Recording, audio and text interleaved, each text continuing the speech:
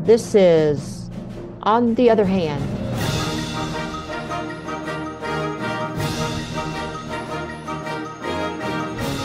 a podcast sponsored by Braver Angels in Arkansas that explores politics and other issues of importance to Arkansans through conversations with community leaders. Stay with us as we talk to another leader in Arkansas who works across differences to get things done and to bring us closer together.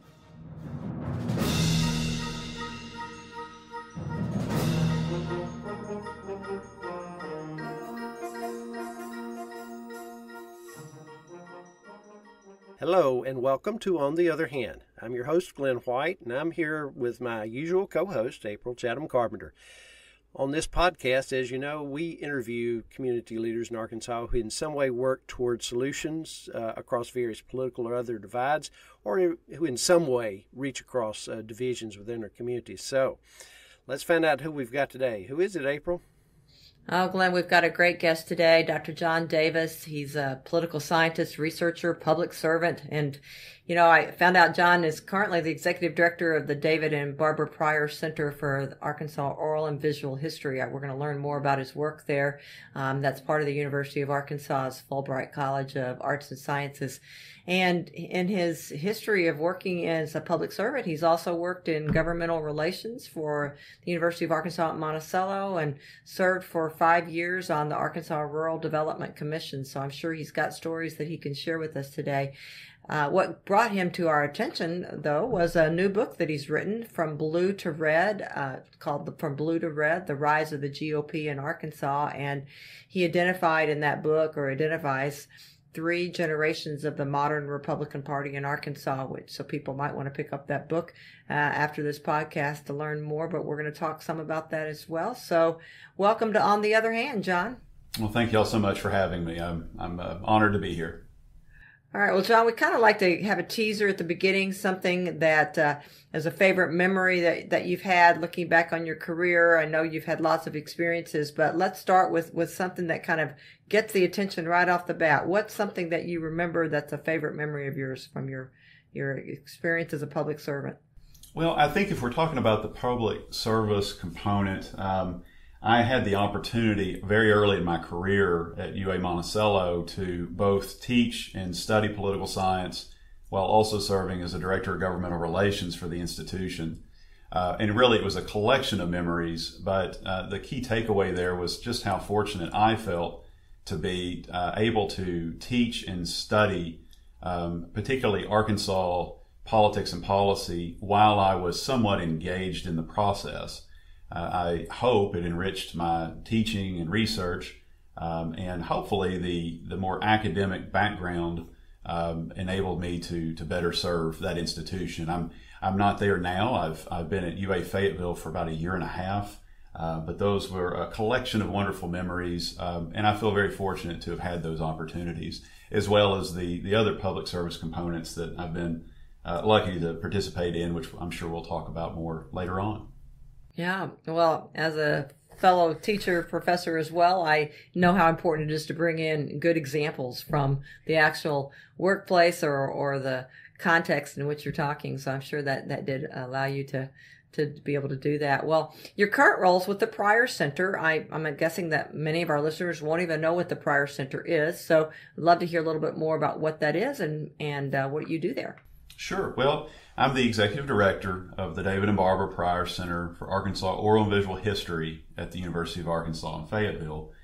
We're celebrating our 25th year. So in the late 1990s, Senator David Pryor was concluding his U.S. Senate career. He had a campaign war chest with some monies left over and donated those funds to the foundation of the University of Arkansas. And he asked that they use those funds as initial seed monies for an oral history center that would serve all of Arkansas. And 25 years later, I find myself in this wonderful position to work with a very talented team as we collect interviews. We collect stories from Arkansans about Arkansas. And so we learn a lot about local culture and traditions. We learn a lot about previous generations' lives, their shared experiences. And my hope is especially as a political scientist concerned about our current state of hyper-partisanship and frankly just general ugliness, that by collecting these very oftentimes unpolitical stories, we recognize our shared humanity. We recognize our common dreams and concerns and passions, while also appreciating the individual story. And so when we moved from Monticello to Fayetteville, I have a 7 and 5-year-old, and they asked what I would be doing differently here than in Monticello. And I said, well, I'll still be teaching. I'm still on faculty here and love to teach and write about political science, mainly Arkansas politics. But I'd also be collecting stories. And that's what I continue to tell people. We collect stories about Arkansas. And we do that in the spirit of David Pryor, who loved Arkansans and loved our stories. And like him and many others, I have a real passion for collecting those stories for future generations. So it sounds like that you're continuing the great work that he started. And is there a specific project that you're working on these days? So we concluded, in fact, just a few days ago, one project that will be in a much larger collection that we're calling Arkansas Traditions. Arkansas Traditions will be different gatherings, festivals, dinners. So in January, the Gillette Coon Supper took place as it does every year. And so we collected a series of interviews on the traditions of that decades-old dinner in Gillette, Arkansas every January. And last weekend, we came back from Warren, Arkansas, where we were celebrating the Bradley County Pink Tomato Festival. They're coming up on nearly 70 years of every summer celebrating the harvesting of the first early crops of pink tomatoes in Bradley County. And they have a wonderful festival. And so what we found is in talking to people in these areas about the festivals, about the practices, the traditions, what it means to generations of folks, particularly in those areas, we learn a lot about those people. We learn a lot about those counties and those areas in Arkansas. And so that's something we'll continue to do, I hope, for years to come, and that we will celebrate and archive these wonderful traditions that we have in this state, and hopefully in doing so, better understand each other and ourselves. All right. One other question about that current work, and I know we'll get on to some of your other things too, but I'm curious, how do you all find your projects? How do you determine, okay, this is the next thing we're going to be collecting stories on? So if it's a project-based, a thematic project, a lot of times someone gives us a good idea, or it may just come up in a staff meeting. Traditionally, the thing that we're probably most known for are one-on-one interviews that we collect, these oral histories. And those have come from a myriad of ways as well. We've had folks essentially nominate people or call and say, I think this person would be a compelling story and here's why. We also lean on our own personal connections and experiences. I'm always asking people, well, who would you talk to? And so it's a rather informal process. But through the years, we've managed to collect hundreds of interviews. We also like to work with other groups and help facilitate their collecting interviews. And then we will happily archive and oftentimes make public those collections as well. So that allows a team of 5 or 6 of us to operate as maybe a few dozen if we're able to rely on some of the strengths and shared experiences and expertise of other groups around the state. For example, a couple months ago, we concluded work with the Ozark Society, which is a nonprofit organization that is particularly passionate about the rivers and streams, including the Buffalo River. They collected over about a year, a few dozen oral history interviews about some of the restoration and preservation work that's been done through the years in the state, which will add to a very valuable piece of our state's history that we will archive and share with the public in the coming months. And that's an example of us helping others where we can also do this important work. So if people wanted to listen to some of these interviews, would they go directly to the David and Barbara Pryor Center website? They certainly would. They could go to pryorcenter.uark.edu And there they will see a significant portion of our overall collection, including the Arkansas Memories collection, which are these one-on-one interviews where we video recorded them. Audio is available. The transcripts are available, including scanned images for each interviewee. We then have the Arkansas Traditions page that is in the process. It's sort of growing, as I mentioned, with the festivals. That's a new project. And then soon we will be sharing what we are going to call Arkansas Voices. And these are other equally valuable oral histories that are either audio only or maybe don't really fit in sort of a particular project that we have, but nonetheless we think are very important to the history of the state. And so we will be including those as well. Now, beyond that, we have dozens of different projects that are really fascinating, from Roy Reed conducting interviews about the history of the newspapers in our state, particularly the Gazette and the Democrat, to a master's thesis that was done several years ago on the history of the Arkansas State Police, which we have happily in our collection, and even the interviews I conducted for the book you mentioned, From Blue to Red, The Rise of the GOP. Those interviews, transcripts, and audio files are also available on our website. So we're very pleased with a very eclectic collection of Arkansas history on our website. So I would encourage anyone to explore and also get in touch with me or anyone else on my staff if they have any questions or ideas of their own. So that, again, that's Pryor Center. UARK.edu. Correct. All right. Thank you. Wealth of resources. Yeah, and I'm glad to hear that last comment where you said you welcome people to make suggestions about stories and people to talk to. Would they do the same thing, go to this site, and is there a way for them to communicate with you that way, maybe send an email or something? Sure, they can go to the site. They can also just email me at jcd09@uark.edu, jcd09@uark.edu. And we have a wonderful list of people who are notable, publicly known historical figure interviews, but we also take great pride and cherish equally the interviews we collect from folks who mean a great deal to their community, their friends and family, but might be lesser known, less heralded. They are of equal value in our collection. And the only way we often know about these individuals is if someone brings them to our attention. So we would welcome that. And sometimes those folks that most of us never hear about are some of the most colorful and interesting stories. Absolutely. So let me kind of turn the page a bit, and let's talk about your work in governmental relations, which you've been doing for quite a while.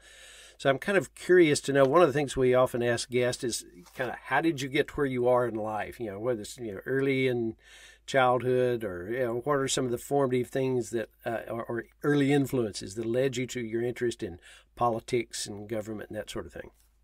I think that comes from my family, sort of a family tradition of civic engagement and civic interest, and also a love of stories. So it's funny how I think all of that has sort of melded together.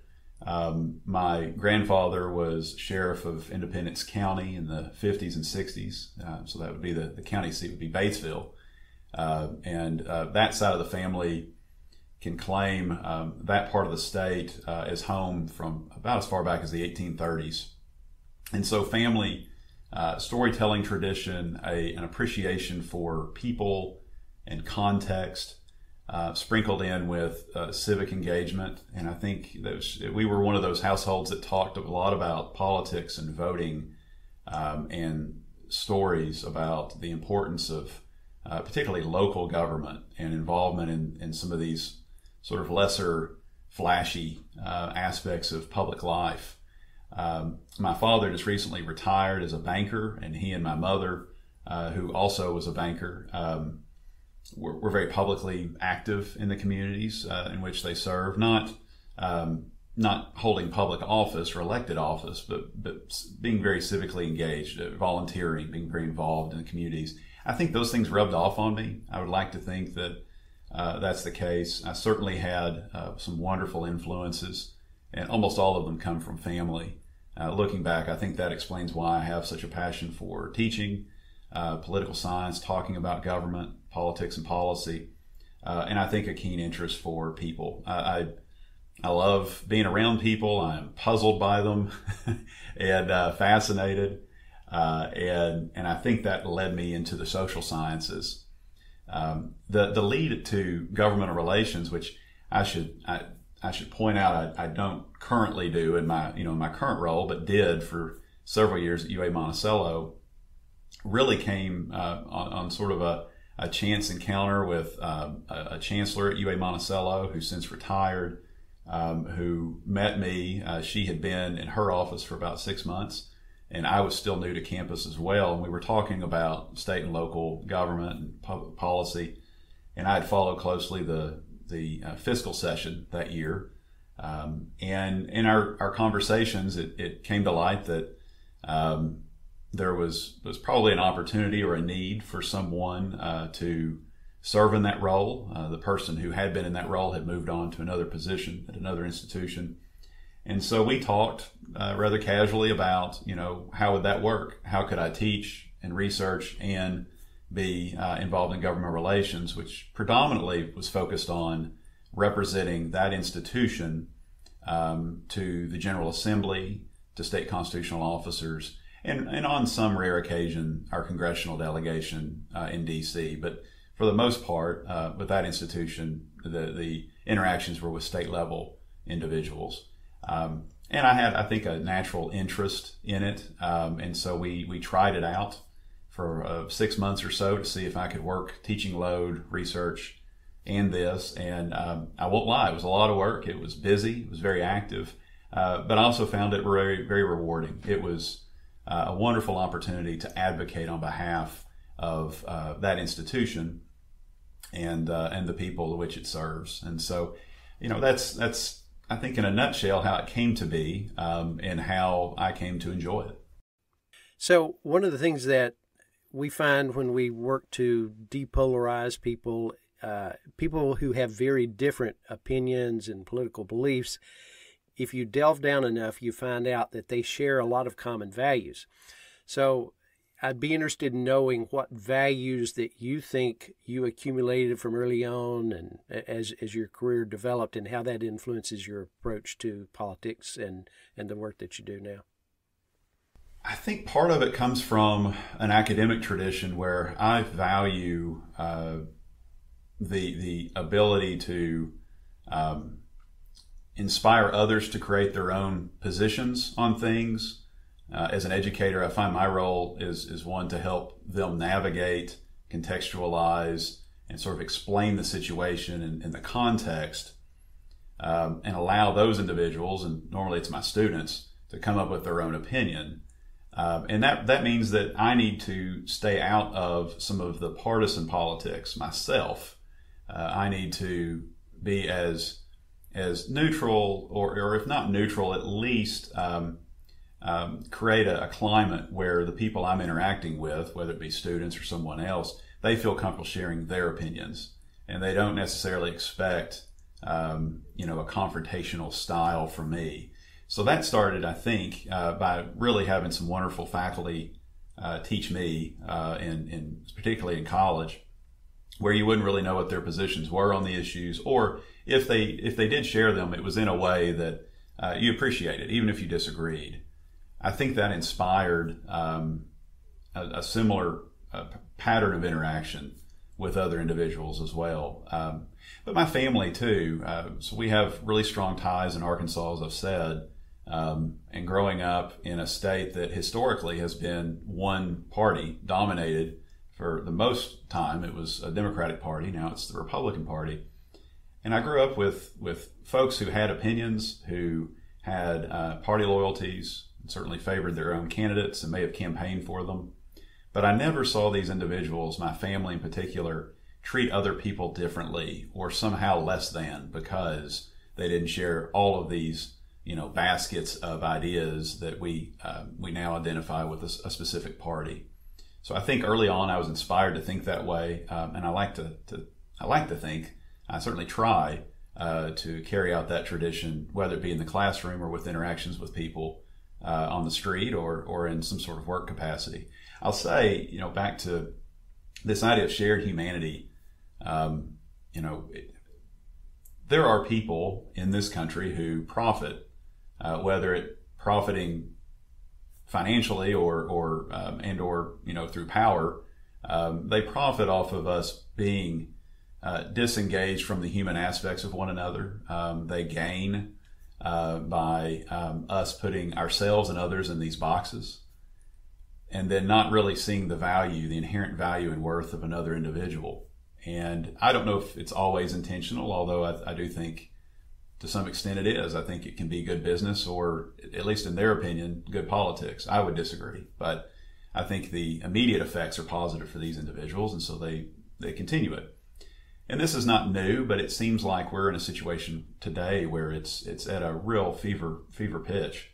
And I think a lot of it is not recognizing the human nature, the humanness, if you will, of people I might disagree with, people I engage with. There's great value in my engaging, or any of us engaging, with people who have different backgrounds and different experiences. And the beauty of it is we learn something along the way, but we also see that there's a lot of similarities. If I was to find someone on paper that could not imaginably be more different than me, and if I had a cup of coffee with this person, odds are we would find some common tie in there. And I think that's a uniquely Arkansas thing. I think Arkansas politics historically has been one where you tried to find those common connections. We talk a lot about retail politics, getting to know people, and that sometimes will sort of take down that veneer of differences. We're going to disagree, and I think that's part of it. We should be able to have those disagreements and debate and discuss.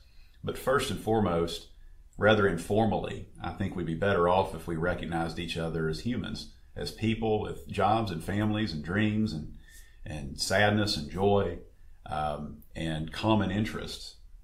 And then, right after that, then have those difficult conversations about politics. And right now, I think we're letting politics be the first filter, if you will, before we even imagine having any of those really valuable connections and meaningful discussions with people.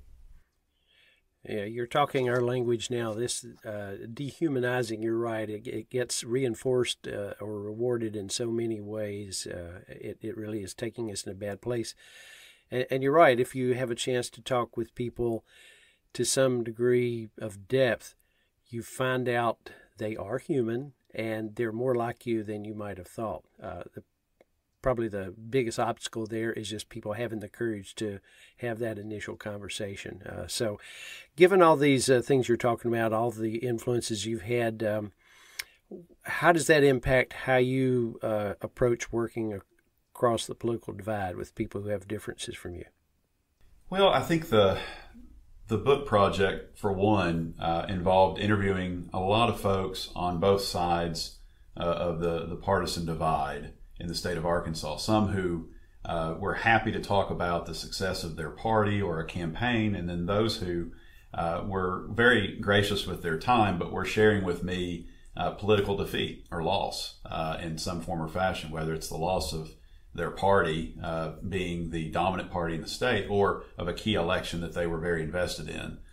I think coming at it from a level of mutual respect, I think even in a short time, gaining a little bit of trust from one another, that seemed to help a great deal.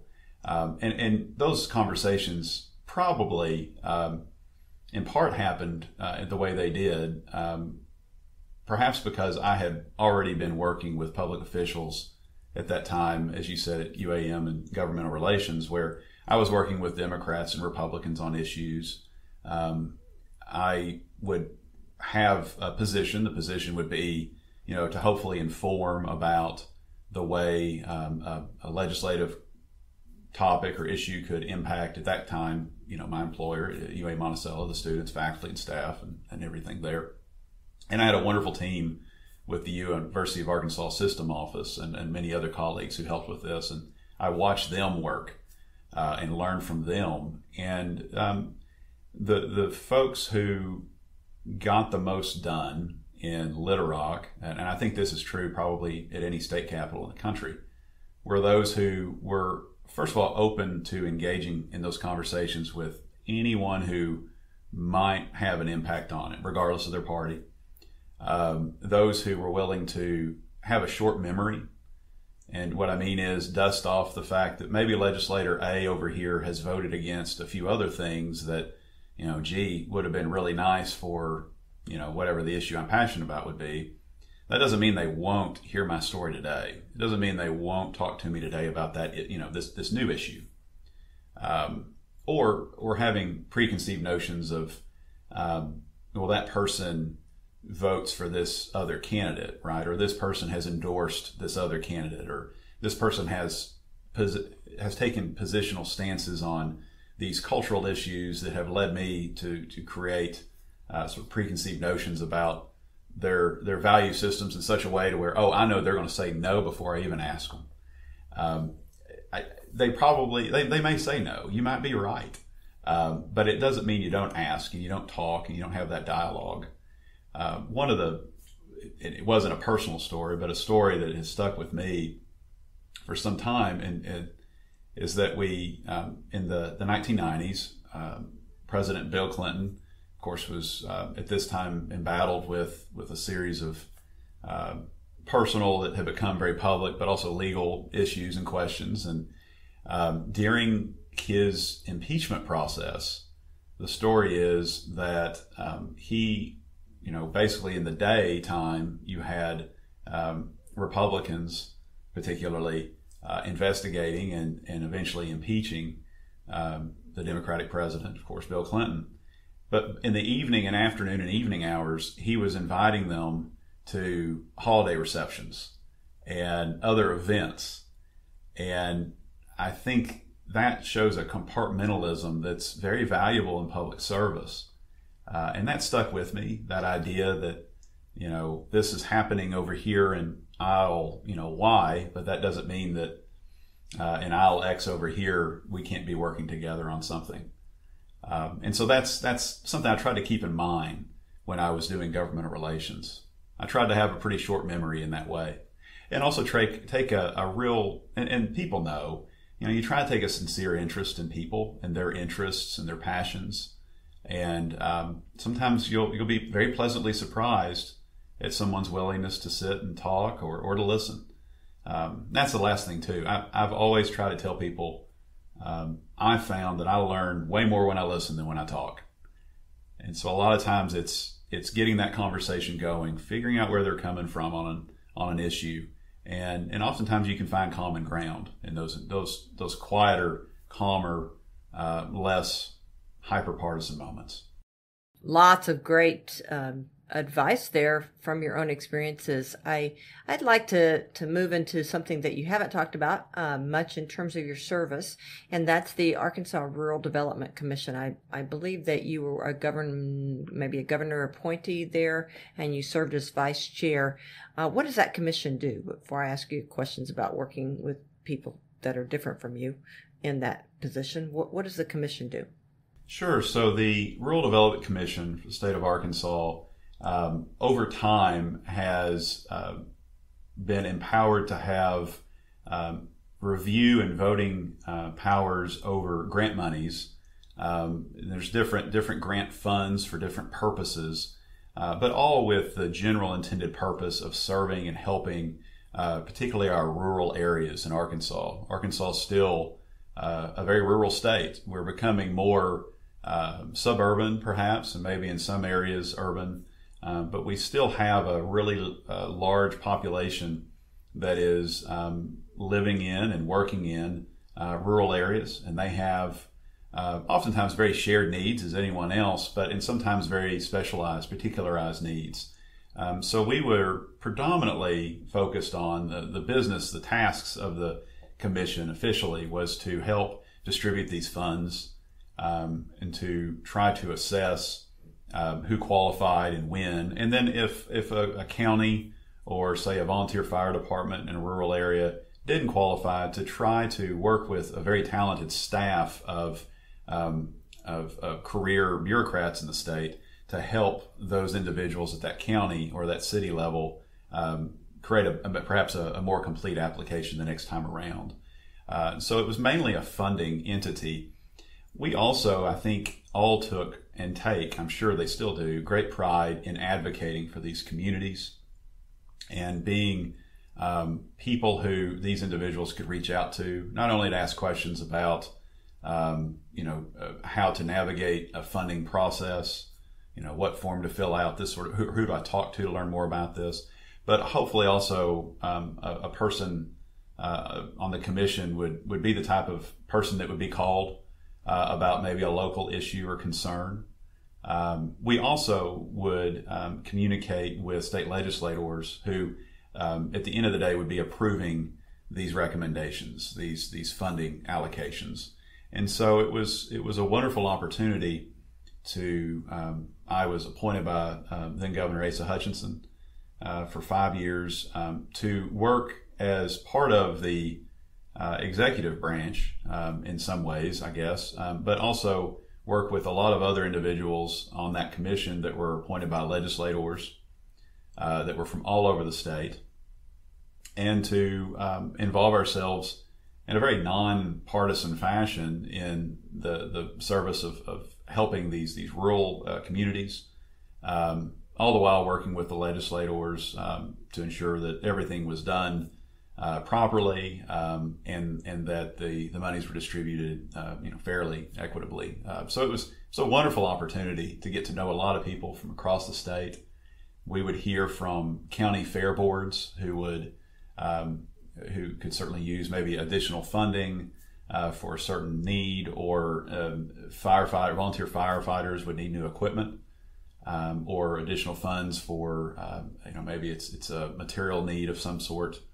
So you learn a lot too about a great many different aspects of rural life. And at the time, I was, of course, living in Southeast Arkansas and had a real keen interest in that area and the people in that area, living in Monticello. But the beauty of it, I thought, was that the commission was made up of people from different walks of life, from different parts of the state, who were all together for a common purpose, and that was to serve the state, to serve the people of the state, particularly folks in rural areas. Which, being able to see that you have a common purpose, that you're helping, that you have money to give out, I would think at some level helps kind of lessen maybe political divides, and it wasn't partisan work in that sense. I'm assuming probably there were differences of opinion that happened as to how the money should be spent. How did you use communication to work across those differences? Well, the state, and I think part of this is dictated by code, as it should be, and then also there was a wonderful staff that we were able to work with in rural services. And these are full-time professionals who work and would provide advice to us as a commission. So they were able to give us, if you will, guardrails to make sure we were doing everything as equitably as possible. And in many ways, they would look at the packets that were being submitted to make sure that they met the rules, they met the qualifications, and then of those, we would be able to look at them and make decisions. And so it was very much in that way, sort of a shared governance approach. The commission was made up of, different people from different, men and women of different, races and I'm sure party identities. Although being political appointees in Arkansas, which has consistently been a one-party dominated state, odds are most people in the room were appointed by, or at least in part appointed by, Republicans.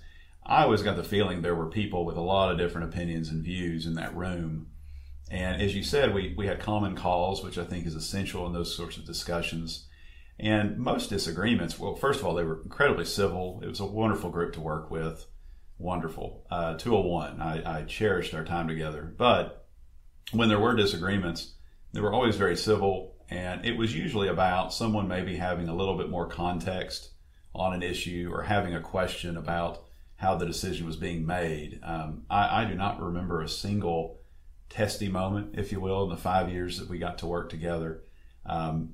And I think that's a real testament to the people who were there, but also the fact that partisanship wasn't essential. Once you were in that role, you may have had people there who may have campaigned and supported candidates openly, or like myself, who did not do that. I felt I had a professional responsibility, and still do, to not advocate for a particular candidate or cause. So it was a real, I think, a neat, if you will, collection of people in those rooms that were making those decisions. But it couldn't have been done without really capable, smart, energetic staff. And I think that's something we often overlook in these governmental and political discussions, is that we have these wonderful career bureaucrats who commit years of their career time, their professional time, to also serve the state. And they do it equally selflessly. I will admit, the Rural Development Commission was, and I remember being told this when I was asked to serve, it was one of the more fun commissions because, as you said, you're doling out money.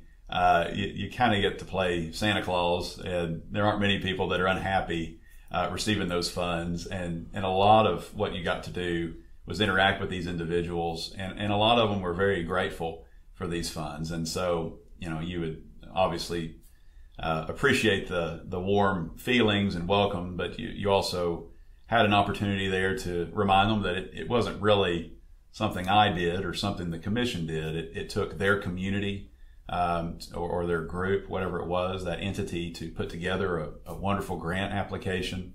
It took a wonderful committed staff of folks in state government who were willing to help put all that together and guide them through that process. We had a pretty easy job, but it was a very fun job, and it was a real honor to serve in that capacity.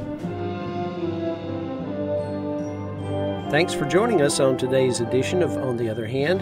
This was the first part of our conversation with Dr. John Davis. Be sure to check out the second part of this conversation with John, as well as other podcast episodes of On the Other Hand.